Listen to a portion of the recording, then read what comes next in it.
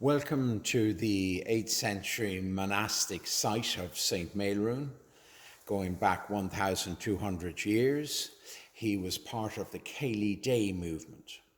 You can see this is the original church tower, and the church would have been attached. That's why the Gothic window is in the old church doorway. You can see the outline of the ridge roof of the medieval church. And you can see a little ledge there above those windows, beneath the folly windows. They show the roof level. And here you can see the hexagonal stairway, turret, and a spiral staircase.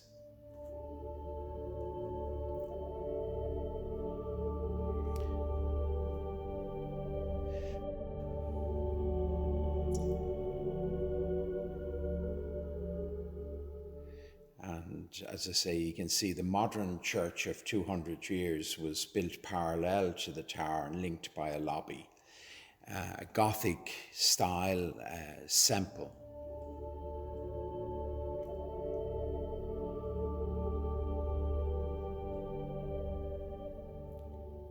You're very welcome to St. Maelruain's Church, so please come on in and view it.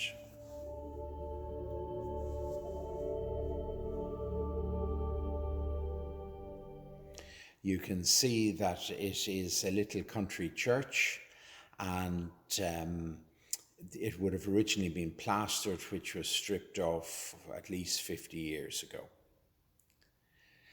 On your left is the new organ, and on your right we turned round the pews for the choir.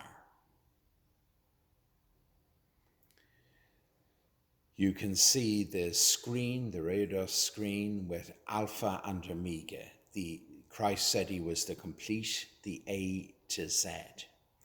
And in the center panel, the wheat and grapes representing the bread and wine at communion.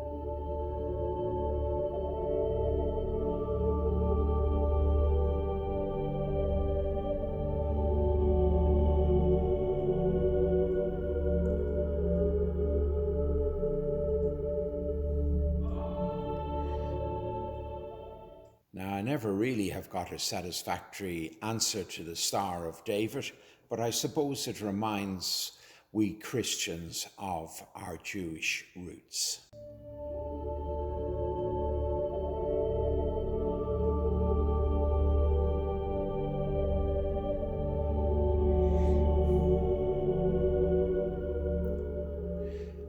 One of the best windows is hidden to the right. I think it was in memory of a previous rector, to challenge his successors. It is the sower sowing the good news. Some fell on the path of hard hearts, in the crevice of the shallow heart, or amongst the weeds of materialism that choked it.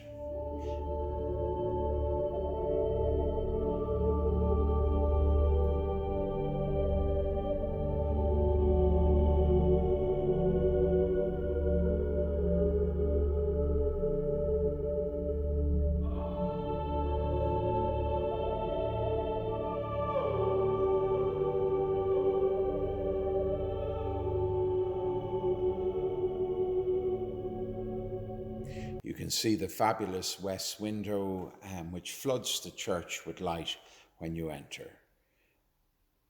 And the reply to the sower: some seed fell on good land, which gave many 100 times the harvest of believers. And you can see the angels at the end of time reaping the harvest of believers. I do enjoy the fact that this is in memory of the previous rector's wife and daughters. I wouldn't like to say doing the harvesting.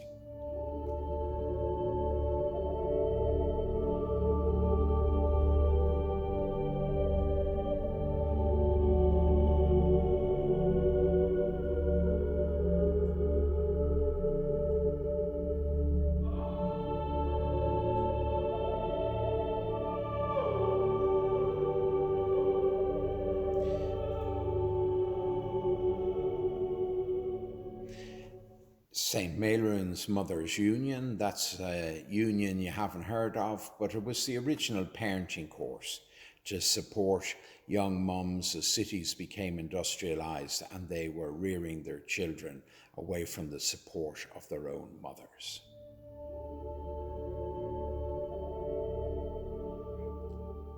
You can see our pulpit is low and to the side, like what you would have had in Catholic churches in the past.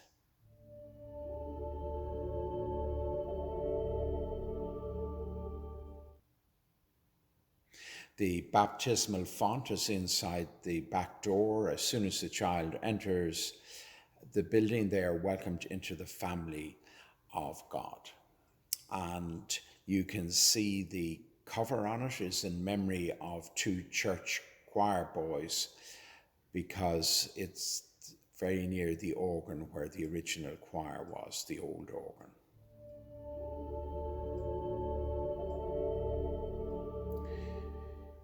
Here we have a tablet to Allington, and we think of the housing estate opposite the old mill, or St. Bridget Burke's, what was St. Bridget Burke's.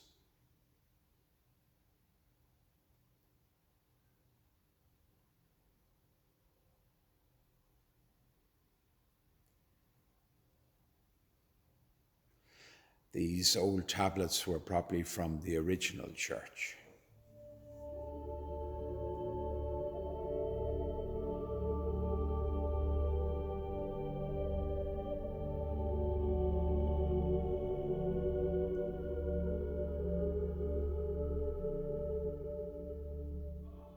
You can see in the west window a sample of Evie Hone's work, stained glass artist, the equivalent of Harry Clarke, female equivalent. She would have thrown it out, but it was rescued by Patrick Pye, who kindly gave it to us. The old organ here, that would have cost twice as much to repair as to replace. You can see Hancock's tablet, and his book, The History of Tallaght. And in the corner, our exhibition of the history, and including the St. Maelruain's Missal in the Royal Hibernian on Dawson Street, and the Martyrology of Tallaght. It's like a saint's calendar. And I think it's terrific in the centre of the new Dublin GAA jersey. Instead of the three burning castles, we have St. Maelruain's Missal and St. Maelruain's Cross. I think it's terrific that Tallaght has got such a good shout. But of course, we do go back 1,200 years. Or at least the site does. You can see here a tablet in memory of a previous rector or parish priest.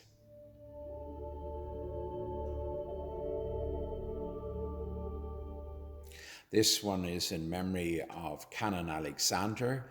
He was here at the time of the population explosion when the city moved out to Tallaght, and we were able to stand alone apart from Clondalkin and Rathcoole parishes.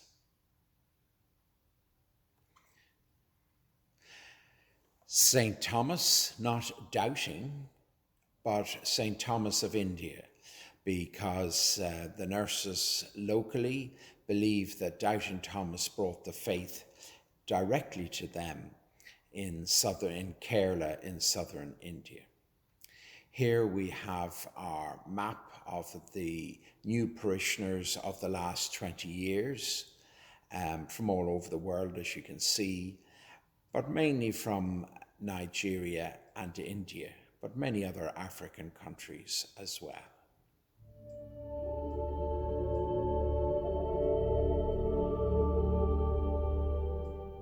There's the new digital organ on your left that replaced the old organ, because the old organ had a very narrow keyboard. This is the west window that isn't blocked by a tower, and hence floods the back of the church with light to welcome you on arrival.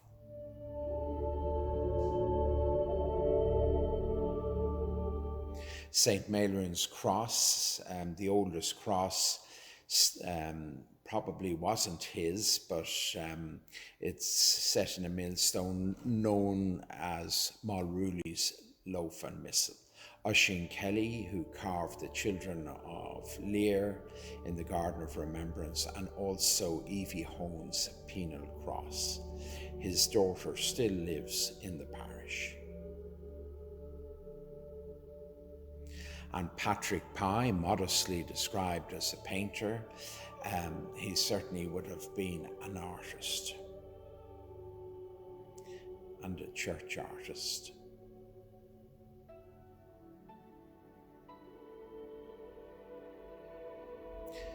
George Otto Sims, the previous primate of all Ireland and a great Book of Kells scholar, even wrote a little children's book on the Book of Kells. And the reason he's buried here is that he married a local woman called Gwyn, and Oisín Kelly did likewise. Here is Canon Alexander's predecessor, and it has been recently restored. This is Canon Alexander's grave, and we only buried his wife recently, in possibly her mid-90s.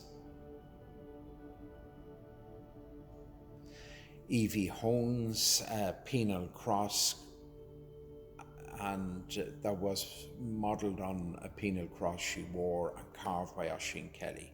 You can see it's at the beginning of the path to the Belgard Road, and here we're down at the wall onto the Belgard Road, and Elizabeth Rivers was a friend of Evie Hone's, and might have had a few stones thrown at her by kids for daring to wear trousers on the Aran Islands in the 1930s.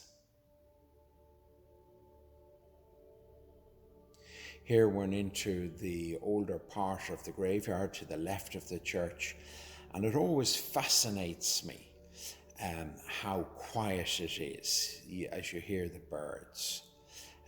Dare I say, a sanctuary. I wouldn't like to say in the middle of a concrete jungle, but it does fascinate me how still it can be in amongst the trees.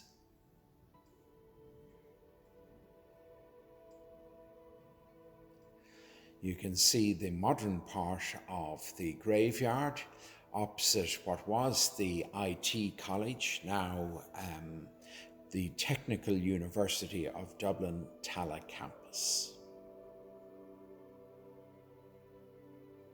But we'd like to remind them that Tallaght has been a place of learning back 1,200 years, long before the college arrived.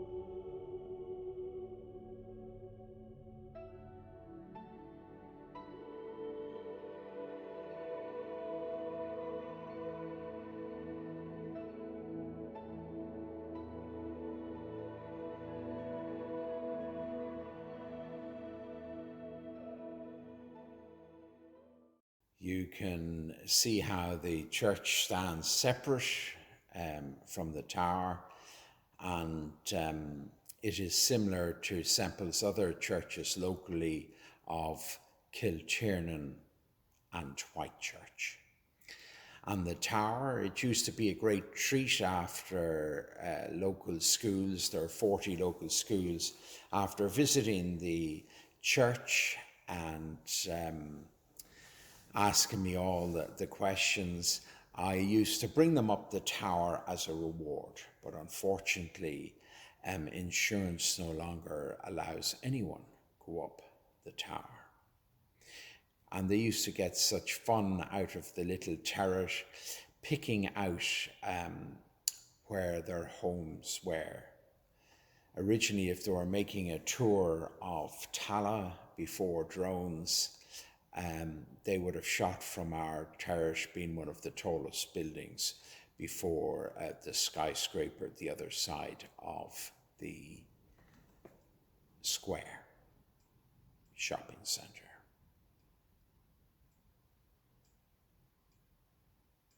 You can see our modern hall built in the allotment gardens of the church cottages, and you can see the one-room schoolroom, rather like in Ryan's daughter, protruding out the back of the master's cottage, where he could have walked directly in. The bell is about 100 years old, and while it's rung by a computer timer, still has that lovely tone of a genuine bell. You can see the losset just inside the main gate. It would have been outside and would not have been up on these Victorian grave curbs. You can see that unfortunately it is cracked, and that was by Cromwell's forces. He wasn't too fond of us, and thought we were too Catholic, probably. A losset is a flat board for rolling bread, so you can see that it isn't a bowl, but in fact flat like a bar tray. Was it for pilgrims to wash their feet? Unlikely, certainly unlikely that it was for baptism. We really don't know.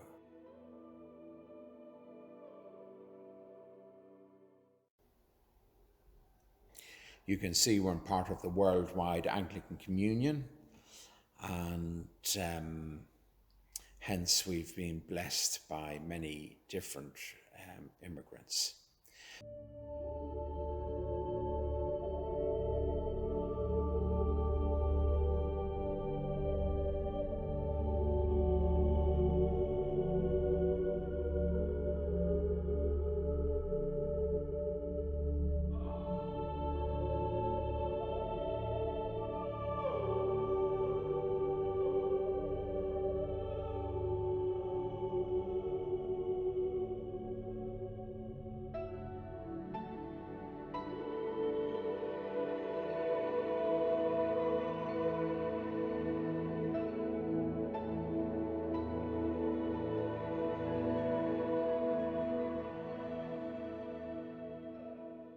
While it might be closed during the week, please feel free to contact me, and I gladly open it for you.